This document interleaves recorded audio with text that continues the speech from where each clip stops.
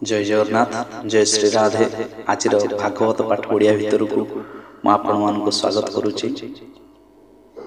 जो विगत किछि दिन धरी जो आमर भागवत पाठ ओडिया बा अति बड़ी जगन्नाथ दास बा भक्त कवि जगन्नाथ दास विरचित से जो ओडिया भागवत को आम पाठ करुचे ता भितर आम पहुँचते केउठी ना शिवंकर जो दक्ष यज्ञ भग्न ये जो कथा गुड़ाक थिला से कथा भितर देकरी जेतबळे उग्र रूप धरिछन्ति जेतबळे सतींकर दाह होइछि यज्ञ स्थल रे सती निज देह को पंचभूत को नष्ट कर देइछन्ति।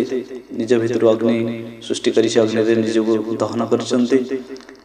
काहेकि ना तांकर एटी अपमान होइछि, तांकर स्वामींकर अपमान होइछि। कथा सुनि शिव आसीछन्ति, तांडव कर दिछन जाय कि आपण पूर्व अध्याय जानिथिले। तापरे शिव से स्थान जाइछन्ति सतींकर सब को कांधरे बहन करी ए भली कथा। से कथा भितर किछि जिनसे उज्ज होई जाउछि। काइना भागवत जेतबळे सुखदेव गोस्वामी तांको परीक्षित जेतबळे जहा पचारछन्ति से हिसाब रे कहिछन्ति। तेणु गुडाई जिनस आदरे उज्ज होई रहि जाउछि, गुडाई जिनस आगु किछि गति कर जाउछि। पुणी केतबळे मन पड़ले से कथा आरंभ होउछि। ए भली भाबरे भागवत पाठ चलीछि। आज हेउछि एई विषय वस्तु भितर दे यज्ञ तो केबे हेले बंद होबा कथा नै। जेहेतु गोटे क्रोध भाव भितर देकरे सब अनर्थ घटी गला। पुणी शिव को ब्रह्मा विष्णु आ समस्त मुनि ऋषिगण देवता माने जाई करी बुझेइचन्ति करछन। ता भितर शिव सोड आसीचन्ति। शिव को यज्ञ रे स्थान मिलिछि। केउ भली भाव रे दक्षंकर गर्भ नष्ट हो जाइछि। दक्ष शिवंकर उपासना करिछन्ति। निजको आउ महान बेलने भावी गर्व न करी से शिव को ईश्वर बोली मानिछन्ति, निजको तांकर दास बोली मानिछन्ति। एई सब कथावार्ता विषय आजिर आलोच्य वस्तु। तांकर जो दक्ष जो तांकर शिर छेदन होइतिबा यज्ञ कुंड रे तांकर शिरटी नष्ट हो जाइतिला। तांकर शिर बदल रे आउ कि शिर लागिला। एई सब कथा भितर दे आज कथा वस्तु। तेणु आसतु सर्वप्रथम गुरु गोविंद चरण कमल को ध्यान करी राधाकांद चरण अरविंद निजर मति को समर्पण कर दे आम भागवत पाठ ओडिया भितर को प्रवेश करिबा। ओम गुरुर्ब्रह्मा गुरुर्विष्णु गुरुदेव महेश्वर गुरु साक्षात् परम ब्रह्म तस्मै श्री गुरुवे नमः। हे कृष्ण करुणा सिंधु दीनबंधु जगतपते गोपेश गोपिका कांत राधाकांत नमोस्तुते। तप्त कांचन गौरांगी राधे वृंदावनेश्वरी वृषभानुसुते देवी प्रणमामि हरिप्रिये। ओम नमो भगवते वासुदेवाय। ओम नमो भगवते वासुदेवाय। ओम नमो भगवते वासुदेवाय। ओम नारायणं नमस्कृत्यं नरं चैव नरोत्तमं देवीं सरस्वतीं व्यासं ततो जयमुदीरये। मूकं करोति वाचालं पङ्गुं लङ्घयते गिरिं यत्कृपातमहं वन्दे परमानन्दमाधवम्। निगमकल्पतरुर्गलितं फलमुखसुखादमृतं द्रवसंयुक्तं पिबत भागवतं रसमालयं मुहुरहो रसिका भुवि भावुका। से भागवत रस पिपासु भगवानकर भक्त आउ जेतक भागवत श्रोता से माने होउछन्ति गोटे गोटे भगवानकर भक्त कहले अत्युक्ति होने कहीं ना जी भक्त से ही केवल भगवान कथा शुणे, भगवान कथार से रुचि रखे, भगवान कथा श्रवण कर आनंदित हुए। आज जड़े ବନ୍ଧୁ କହିଲେ ତମର ସେଇ ଯୋଉ କଥା ଗୁଡ଼ା ଭାଗବତ ଗୀତା ଏଥିରେ କଣ ସବୁ ଭିଉ ବଢିବ ନା? ନା ଏ କଥାକୁ ଲୋକ ଆଜିକାଲି ଶୁଣୁଛନ୍ତି, ଶୁଣିଲେ ତ ଭିଉ ବଢିବ। ଆଜିକାଲି ଯେତେ ଡ୍ରେସ୍ ଖୋଲିକିରି ନାଚୁଛନ୍ତି ସେଇମାନଙ୍କର ବେଶୀ ଭିଉ ବଢୁଛି। କଥା କହିବାର ବିଷୟବସ୍ତୁ ହଉଛି କିଏ କଣ କଲା, ସମସ୍ତେ ନିଜର ମତି ଅନୁସାରେ ମତ ଦିଅନ୍ତି। ତେଣୁ ଏଇ କଥା ଦେଖିବାକୁ ଗଲେ ମୁଁ କହିଲି ଭାଇ ଗୋଟେ କଥା ଖରାପ ଭାବିବନି, ମୋର ବି ଯୋଉ ଚ୍ୟାନେଲ ଭିତରେ ଦେଖୁଛନ୍ତି ସେମାନେ ହଉଛନ୍ତି ୟଙ୍ଗ ଏଜର ଲୋକ। କାହିଁକି ନା 25 ରୁ 45 ବର୍ଷ ଲୋକମାନେ ହିଁ ବେଶୀ ଦେଖୁଛନ୍ତି। କାହିଁକି ନା ଏଇ ସମୟରେ କଣ ହୁଏ ନା ଆମେ ୟଙ୍ଗ ଥାଉ, ଯାହା ନ ହୋଇଛି ବାଳ କାଳେ ତାହା କି ହୋଇବ ପାଚିଲା ବେଳେ। ତେଣୁ ଭାଗବତ କଥାକୁ ଯେତେବେଳେ ଆମେ ୟଙ୍ଗ ଥିବା ସେତେବେଳେ ଯଦି ଆମେ ଶ୍ରବଣ ନ କରିବା, ଆଖିକି ଦେଖାଯାଉନି ଆମେ ଆଉ କଣ ଭାଗବତ ପଢିପାରିବା? କାନକୁ ଶୁଭୁ ନାହିଁ, ସେ ଷ୍ଟେଜରେ କଣ ବାବା କହୁଛନ୍ତି ଆମକୁ ଆଉ ଶୁଭୁଥିବ? ପାଟି ଫିଟୁ ନାହିଁ, ଥରୁଛି ଦେହ ହାତ, ଆମେ ଆଉ କଣ ସେତେବେଳେ ଭାଗବତ କୁ ମନେ ମନେ ମନନ କରିପାରିବା? ମତି ହଜି ଯାଇଥିବ ଆଜ୍ଞା। ତେଣୁ ଭାଗବତ ହଉଛି କଣ, ଯେତେବେଳେ ଆମେ ସୁସ୍ଥ ସବଳ ଅଛେ ସେ ସମୟରେ ହିଁ ଭାଗବତ ପାଠ କଲେ କଣ ହୁଏ ନା ମନଟା ଆନନ୍ଦ ହୁଏ, ପ୍ରଫୁଲ୍ଲ ହୁଏ। ବୃଦ୍ଧ ବେଳକୁ କଣ ହୁଏ ନା ଭଗବତ ଚିନ୍ତନ ଆସିଯାଏ।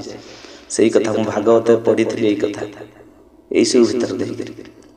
ତେଣୁ ଆମେ ସମସ୍ତେ ଭାଗବତ ଶ୍ରବଣ କରିବାର କୌଣସି ଗୋଟେ ସମୟ ନାହିଁ। ମୁଁ ବୁଢା ହେଇଯିବି ସେତେବେଳେ ଭାଗବତ ପାଠ କରିବି, ବୁଢା ହେଲା ବେଳକୁ ଆଖିରେ ଦେଖା ଯାଉନଥିବ, ଭାଗବତ ପଢେଇବ କିଏ, ଶୁଣେଇବ ବା କିଏ? ଘରେ ତ ପିଲାମାନେ ତ ଗୋଟିଏ ଛୁଆ ଲେଖା ଜନ୍ମ କଲେ, ସେ ସବୁ ପାଠଶାଠ ପଢିକି ଚାକିରି କରି ଦୂର ଦୂରାନ୍ତରେ ରହିଲେ। ଘରେ ତ ବୁଢା ବୁଢୀ ଏକା, ବୁଢା କାଳରେ ପ୍ରାୟ ଲୋକ ଏକା ହିଁ ତାଙ୍କର ଜୀବନ ବିତୁଛି। ବୁଢା ବୁଢୀ ଥିବେ, ବୁଢୀ ଚାଲିଗଲା, ବୁଢା ଏକୁଟିଆ ଘରେ କେତେ ହଇରାଣ ହନ୍ତସନ୍ତ ସିଏ ହଉଥିବ। ଆମେ କିନ୍ତୁ ତା ପାଖରେ ଆଉ ଭାଗବତ ପଢିବୁ କି? ତା ପାଖରେ ସମୟ ଅଛି? ସେ ତ ନିଜର କର୍ମ କରିପାରୁନଥିବ, ହାତ ଗୋଡ଼ ଥରୁଥିବ, ଗଣ୍ଡେ ଫୁଟେଇକି ଖାଇଲା, ନ ଖାଇଲେ ଉପାସ, ଯାହା ବି ହଉନା କାହିଁକି ଏସବୁ କଥା ଭିତରେ ଦେଇଗଲେ ଆମର ଭାଗବତ ଭିତରୁ ଆମେ ପ୍ରବେଶ କରିପାରିବେ ନାହିଁ। କିନ୍ତୁ ଦେଖିବାକୁ ଗଲେ ଭାଗବତରେ ରହୁଛନ୍ତି କଣ, ପିତାମାତାଙ୍କ କଥା ବୁଝିବା ଗୋଟେ ଗୃହସ୍ଥ ଧର୍ମର ଗୋଟେ ଲକ୍ଷଣ। ତେଣୁ ବାପା ମାଙ୍କ କଥା ବି ବୁଝିବା ବି ଆମର ପିଲାମାନଙ୍କର ସମସ୍ତଙ୍କର ଦାୟିତ୍ୱ। ଯାହା ବି ହଉ ଭଗବାନ ନ କରନ୍ତୁ କି କୌଣସି ବାପା ମା ଏମିତି ହଇରାଣ ହରକତ ହୁଅନ୍ତୁ। କର୍ମ ଅନୁସାରେ ଆମକୁ ଫଳ ମିଳିବ, ସେ ଫଳ ହିସାବରେ ଆମେ ଯିବା ଆଗକୁ। ଯେଉଁ କଥା ଘଟିଛି, ଆଜି ଜୁଇଁ ବୋଲି ଅସ୍ୱୀକାର କରିଦେଇଥିଲେ ଦକ୍ଷ, ଯଜ୍ଞରେ ଭାଗ ଦେଇନଥିଲେ, କାହିଁକି ମୁଁ ସିଂହାସନରୁ ଉଠିଲାନି, ଯଜ୍ଞର ଭାଗ ଦେଇନଥିଲେ, ଏସବୁ ଘଟଣା ଘଟିଥିଲା। କିନ୍ତୁ ଯେତେବେଳେ ଆଜି କଣ ହେଇଛି, ତାଙ୍କର କଣ ମୁଣ୍ଡ ଆସି ଲାଗୁଛି, ତାଙ୍କର ତ ଶରୀରଟା ରହିଥିଲା ସେଠି, ମସ୍ତକ ତ ଯଜ୍ଞକୁଣ୍ଡରେ ଭସ୍ମୀଭୂତ ହେଇଯାଇଥିଲା। ତାହେଲେ ସେଠି ଜାଗାରେ କଣ ଲାଗିଲା? ପୁଣି ଦକ୍ଷ କେଉଁଭଳି ଶିବଙ୍କର ସ୍ତୁତି କରୁଛନ୍ତି, ଏଇ କଥାକୁ ନେଇକରି ଆଲୋଚନା ବିଷୟବସ୍ତୁ। ଆସନ୍ତୁ ଯିବା ସେଇ ଓଡ଼ିଆ ଭାଗବତ ସ୍ୱରରେ ହିଁ ଆମେ ପାଠ କରିବା। ଭାଗବତ ଟୁଙ୍ଗି ସ୍ୱରରେ ସପ୍ତମ ଅଧ୍ୟାୟ ଚତୁର୍ଥ ସ୍କନ୍ଦ। ମୈତ୍ରେୟ ଉବାଚ ଏମନ୍ତ ବ୍ରହ୍ମା ବୋଲ ଶୁଣି, ହସି କହନ୍ତି ଶୂଳ ପାଣି। ହେ ବ୍ରହ୍ମା ମୋର ବୋଲ ଶୁଣ, ବାଳକ କି ବର୍ଣ୍ଣିବା ଗୁଣ। ବାଳକ ମତେ ଏହା ସହି, ଆନ ସହିବ ଏହା କାହିଁ। ଦେଖ ଏ କର୍ମ କଲା ଯେତେ, କେ ସହିପାରେ ଜଗତେ। ଏଣୁ ଏ ତୋହର ସନ୍ତତି, ବୋଲାଇ ଦକ୍ଷ ପ୍ରଜାପତି। ଯେ ଦେବ ମାୟାରେ ମୋହିତ, ତାହାକୁ ଏ ଦଣ୍ଡ ଉଚିତ। ଏବେ ସକଳ ଦେବେ ଯାଅ, ମୋହର ଆଜ୍ଞା ଶିରେ ବହ। ଦକ୍ଷର ମୁଣ୍ଡ ଅଗ୍ନିକୁଣ୍ଡେ, ଭସ୍ମ ହୋଇଲା ଅତି ଚାଣ୍ଡେ। ଛାଗଳ ଶିର ତାର କନ୍ଧେ, ମଶା ବସାଇ ମନ୍ତ୍ର ଅନୁବନ୍ଧେ। ଭୃଗୁର ଏକ ଚକ୍ଷୁ ରହୁ, ମୋର ମହିମା ଶିରେ ବହୁ। ଯଜ୍ଞର ଭାଗ ସେ ଭୁଞ୍ଜିବ, ନିରତେ ସେବୁ ସଦାଶିବ। ପୂଜିବ ତାର ଯଜ୍ଞମାନ, ଏକ ପାଟିରେ ତା ଦଶନ। ଦେବେ ପାଇବେ ନିଜ ରୂପ, ଯାହାର ପୂର୍ବେ ଯେ ସ୍ୱରୂପ। ଅଶ୍ୱିନୀ କୁମାରଙ୍କ ବାହୁ ହସ୍ତେ ସର୍ବଦା କାଳେ ଥାଉ। ପୁଣି ସହସ୍ର ବାହୁ ବଳେ ସର୍ବଦା ଖଟୁ କର୍ମ ବଳେ ଭୃଗୁର ପାଟି ଏକ ଖଣ୍ଡେ ସର୍ବଦା ରହୁ ତାର ତୁଣ୍ଡେ। ଏ ମନ୍ତେ ରୁଦ୍ର ବାକ୍ୟ ଶୁଣି ସକଳେ ସାଧୁ ସାଧୁ ଭଣି ଇନ୍ଦ୍ର ସହିତେ ଦେବଗଣ ବ୍ରହ୍ମା ବିରଞ୍ଚି ନାରାୟଣ ଦକ୍ଷର ଯଜ୍ଞଶାଳେ ମିଳି ବସିଲେ ବ୍ରହ୍ମା ବନମାଳି ରୁଦ୍ରଙ୍କୁ ବସାଇ ଆସନେ ତକ୍ଷଣେ ଶିବର ବଚନେ। ଦକ୍ଷର ଶିରେ ଛାଗ ଶିର ମନ୍ତ୍ରେ ବସାଇଲେ ଶଙ୍କର ତକ୍ଷଣେ ପ୍ରଜାପତି ଅଙ୍ଗେ ଶିବ ପଶିଲା ପ୍ରାଣ ସଙ୍ଗେ ଆନନ୍ଦେ। ତକ୍ଷଣେ ପ୍ରଜାପତି ଅଙ୍ଗେ ଜୀବ ପଶିଲା ପ୍ରାଣ ସଙ୍ଗେ ଆନନ୍ଦେ ରୁଦ୍ର ପାଦେ ପଡ଼ି ତକ୍ଷଣେ ବେନି କର ଯୋଡ଼ି ଯେ ସନେ ସ୍ୱପ୍ନ ପ୍ରାଣୀ ମାନେ ଉଠନ୍ତେ ନିଦ୍ରା ଅବସାନେ।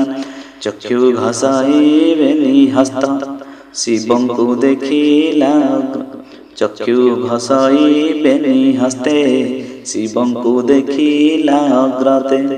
ରୁଦ୍ର ଚାହାନ୍ତେ ତା ଶରୀର ତକ୍ଷଣେ ହୋଇଲା ସୁନ୍ଦର ଶରଦ ଚନ୍ଦ୍ର ପ୍ରାୟ ଦିଶେ ରୁଦ୍ରଙ୍କୁ ଚାହିଁ ମନ ତୋଷେ। ସ୍ତୁତି କରଣେ ଶକ୍ୟ ନୁହେଁ କଣ୍ଠ କୁଣ୍ଠିତ ବାଣୀ କହେ ଚଞ୍ଚଳ ମନ ସ୍ଥିର କରି ସତୀ ମରଣ କଥା ସ୍ମରି ନିର୍ମଳ ଚିତ୍ତେ ପ୍ରଜାପତି ରୁଦ୍ରଙ୍କୁ ଚାହିଁ କରେ ସ୍ତୁତି। ଦକ୍ଷରୁ ବାଚ ବନାଥ ଶୁଣ ବିଶ୍ୱଦେହ ତୁମତେ କଲୁ ଅନୁଗ୍ରହ ମୁଁ ଯେ ହୋଇଲି ଜ୍ଞାନ ହତ ମତେ ତୋ ଦଣ୍ଡ ଉଚିତ। ତତେ ନିନ୍ଦିଲି ଗର୍ବ ବହି ମୋର କୌଶଳ ଆଉ କାହିଁ ଅଭୟ ତୋର ପାଦ ପଦ୍ମ ମୁଁ ତହିଁ କଲି ଅପରାଧ ବ୍ରାହ୍ମଣ ତୋର ମୁଖ ଜାତ ସାଧନ୍ତି ବିଦ୍ୟା ତପବନ୍ତ ତାଙ୍କ ବିପତ୍ତି ତୁମ୍ଭେ ରଖ ଯେସନେ ପଶୁଙ୍କ ପାଳକ ମୋହର ସଭା ମଧ୍ୟ ତୋତେ ନିନ୍ଦା ଯେ କଲି ମୂଢ଼ ଚିତ୍ତେ ପ୍ରହାର କଲି ଦୁଷ୍ଟ ଚିତ୍ତେ ନିନ୍ଦିତ ବାକ୍ୟ ଗଣ ତୋତେ ସେ ଫଳ ପାଇଲି ତ ପ୍ରତ୍ୟକ୍ଷେ ଋଷି ଗଣଙ୍କ ସମକ୍ଷେ। ମୈତ୍ରବାଚ ହେମନ୍ତେ ରୁଦ୍ର ସ୍ତୁତି କରି ପୁଣି ରୀତିଜ ଯଜ୍ଞ ଭରି ବିଷ୍ଣୁ ସନ୍ତୋଷ ବିପ୍ରଗଣେ ଦ୍ୱାବିଂଶ କଳ୍ପିତ ବରଣେ ପୂଜିଲେ ମନ୍ତ୍ରର ବିଶ୍ୱାସେ ଯେ ପୁରାତନ ଇତିହାସେ ସୁହାବେ ଗରୁଡ଼ ଆସନେ ସକଳେ ବସି ଶୁଦ୍ଧ ମନେ ଅଗ୍ନି ପୂଜିତ ତପୋଧନେ ଅନଳ ରୂପେ ଜନାର୍ଦ୍ଦନେ ସାକ୍ଷାତ ହୋଇଲା ପ୍ରସନ୍ନ ପ୍ରସନ୍ନ ପାଇ ତପୋଧନ ତେଜେ ବିରାଜେ ଦଶ ଦିଶ ଅନଳ ହୋଇଲେ ପ୍ରକାଶ ଶ୍ୟାମ ହିରଣ୍ୟ ତନୁ ବର୍ଣ୍ଣ ନିଶ୍ଚଳ ଗରୁଡ଼ ଆସନ କରିଟିର ବି ତେଜ ଗଞ୍ଜେ ମର୍କତ କୁଣ୍ଡଳ ବିରାଜେ ଶଙ୍ଖ କମଳ ଚକ୍ର ଗଦା ଶ୍ରୀଭୁଜ ଶୋହେ ଯାର ସଦା ଏ ଅଷ୍ଟଭୁଜେ ଅନୁପମ ରୂପେ ଗଞ୍ଜଇ କୋଟି କାମ ବିଶ୍ୱମଙ୍ଗଳ ରୂପ ସାର ହୃଦେ ଲମ୍ବଇ ରତ୍ନହାର ଉପରେ ଶୋହେ ଶ୍ୱେତ ଛତ୍ର ଦିଶଇ କି ଶୁକ୍ଳ ଜିମୁତ। ଏ ମନ୍ତେ ବିଷ୍ଣୁ ରୂପ ଚାହିଁ ସକଳେ ଶିରେ କର ଦେଇ ଉଠିଲେ ପଦ୍ମଜନି ହର ଊର୍ଦ୍ଧ୍ୱ କରିଣ ନିଜ କର ପ୍ରଣାମ କରି ଜଣେ ଜଣେ ବନ୍ଦିଲେ ବିଷ୍ଣୁଙ୍କ ଚରଣ ବିଷ୍ଣୁର ତେଜ ଦଶ ଦିଶ ସକଳେ ଲଭିଲେ ସନ୍ତୋଷ କର ଅଞ୍ଜଳି ଶିରେ ଦେଇ ସ୍ତୁତି କରନ୍ତି ବିଷ୍ଣୁ ଚାହିଁ ଦକ୍ଷ ମିଳିଲା ଅର୍ଘ୍ୟ ଘେନି ଥିଲେ ଅଶେଷ ବ୍ରହ୍ମ ମୁନି ସୁନନ୍ଦ ଆଦି ପାରିଷଦେ ମିଳିଲେ ଜୟ ଜୟ ନାଦେ ଦକ୍ଷ ଯେ ଶିରେ କର ଯୋଡ଼ି କହି ବିଷ୍ଣୁ ପାଦେ ପଡ଼ି ତୁ ନାଥ ଶୁଦ୍ଧ ଚୈତନ୍ୟ।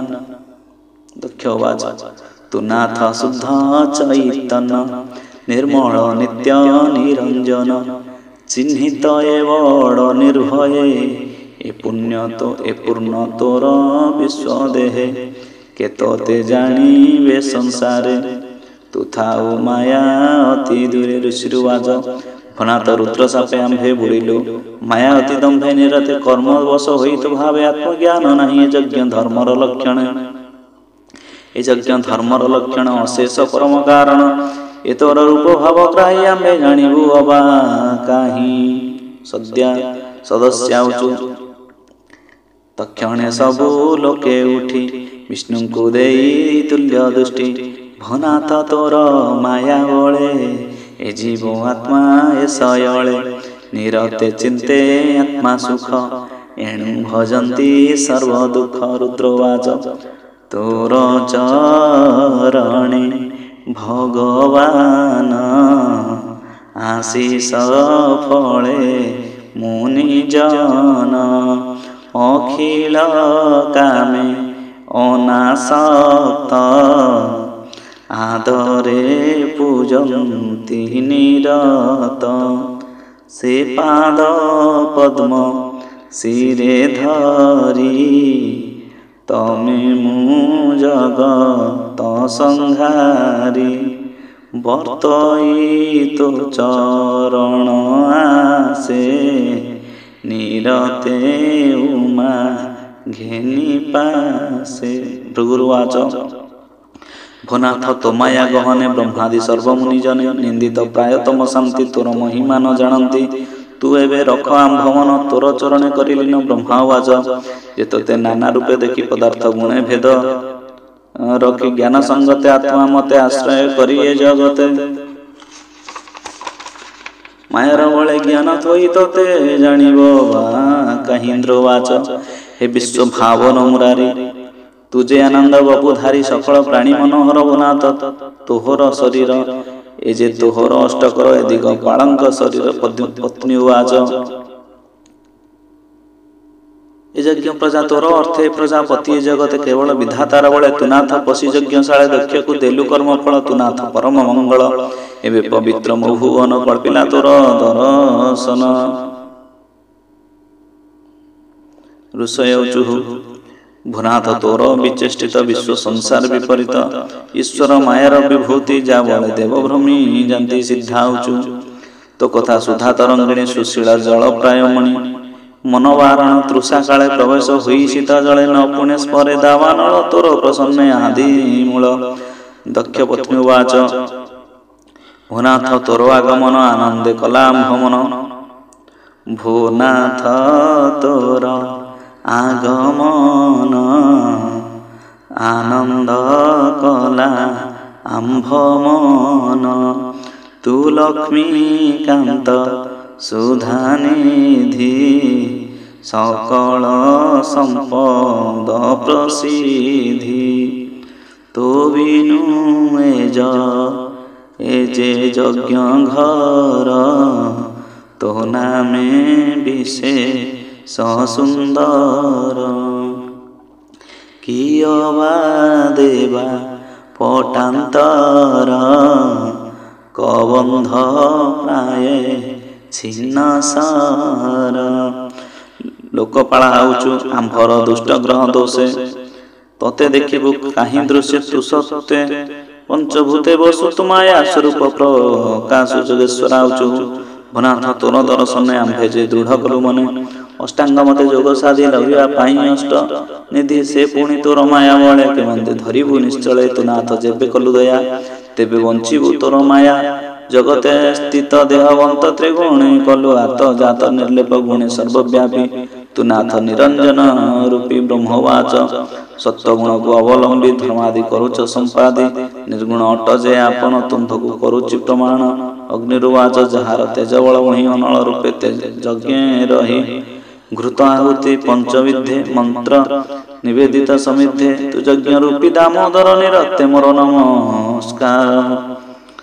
देवाहाउचु तु नाथ पूर्व पाप हरि प्रलय मीन रूप धरी सर्वसंहरि विश्वरूपे शयन नागमय कल्पे आम्भे जे तोर निज भृत्य एकथा जगते विख्यात आम्भकु संकट पड़िले तु नाथ रक्षा करू भले। गंधर्वाच मरीचे आदि प्रजापति ब्रह्मा इंद्रादि तोर स्थिति ब्रह्मांड क्रीड़ा भांड तोर हे प्रभु तते नमस्कार विद्याधर उचु तुमर माया बळे पाणी प्राणी तुम्भर माया बळे प्राणी ममता इति परिमाणी उत्पथगामी इंद्रिगणे नित्य भजे करसणे तो कथा अमृत न सेवे एणु पढ़ई भवार्णवे। ब्रह्मणा चतुनाथ यज्ञ अग्नि सोम तु नित्य चार विधि कर्म समिध पात्र को ऋत्विज यज्ञादि यजमान द्विज तु स्वाहा स्वधा यज्ञ पशु तु यज्ञ पुरुष प्रकाशु दन्ते उधरु ए धरणी संग्रामी हिरण्याक्ष जणे धरणी स्थापी महाजले जणे रहिला निश्चल ଏହା ଉପରେ लोक स्वर्ग एणु तो रूप उपवर्ग सकल कर्म साक्षी तुई भुनाथ रख भावग्राही ଯାହାର ନାମ ଉଚ୍ଚାରଣ କରଇବି ବିଘ୍ନକର ଶରଣ ମୈତ୍ର ଉବାଚ ହେମନ୍ତ ଦେବଗଣ ସ୍ତୁତି ଶୁଣି ସନ୍ତୋଷ ଯଜ୍ଞପତି ଦକ୍ଷକୁ ଚାହିଁ ଚକ୍ରପାଣି ମେଘ ଗମ୍ଭୀର ମଞ୍ଜୁବାଣୀ ହେମନ୍ତେ ଦେବଗଣ ସ୍ତୁତି ଶୁଣି ସନ୍ତୋଷ ଯଜ୍ଞପତି ଦକ୍ଷକୁ ଚାହିଁ ଚକ୍ରପାଣି ମେଘ ଗମ୍ଭୀର ମଞ୍ଜୁବାଣୀ ଶ୍ରୀ ଭଗବାନ ଉବାଚ ମୁଁ ବ୍ରହ୍ମା ହର ରୂପ ଧରି ଏ ବିଶ୍ୱ ସୃଷ୍ଟି ପାଳି ହରି एणु मोहर तीन गुण संसार परम कारण निर्लेप निरंजन मुहि सकल भूते मु बसई जाहाकु जेबा शिक्षा देई प्राणी छाड़िब ताहा काहि सकल कर्म मोगोचर अज्ञानी जने मुहि दूर देखए देह मध्य गते शिर चरण कर जेते याकु भिन्न प्राय मणे आत्मार गति न प्रमाण जहार निर्मल विवेक भाई अंतरे देखए एक दूरे रह आत्मभ्रांति से प्राणी लभे आत्मा शांति मैत्रवाच एकदा विष्णु मुख शुणी अमृत प्राय मंजुवाणी हरि को यज्ञ पूजा कला जेणु ताहार भाग्य थिला ऋषि देवता पूजा कला ऋषि देवता पूजा करी रुद्र को रुद्र भाव करी यज्ञर शेष भाग देला से अवभूते स्नान कला दक्ष रहिला यज्ञ करे देवे चलिले निज पुरे श्रीपवाच एबे हो शुण कुरुवीर सती जे छाड़िला शरीर से पुणी हिमवंत घरे जन्मिला मेन काउदरे पुणी से रुद्रंकु भरिला अंबिका हिमगिरी बोला एमंते रुद्र रचरित जेमंते दक्ष यज्ञ हत उद्धव मुखु मुहि शुणी तोते कहिले परिमाणी एणु विष्णुर चरित भक्त तारण भागवंत एणु विष्णुर चरित भक्त तारण भागवत कहि दास जगन्नाथ भक्त जनकर सहित इति श्रीमद् भागवते महापुराणे परमहंस संगीतायां वैशिके चतुर्थस्कन्धे यज्ञ पुरुष प्रसन्न नाम सप्तम अध्याय भीमस्य ग्रहंग निरभिमति प्रबंधति शुद्धं शुद्धं वा मम दोष न विद्यते जय जय श्री राधेश्याम निताय गौर हरि बोल हरि बोल हरि बोल।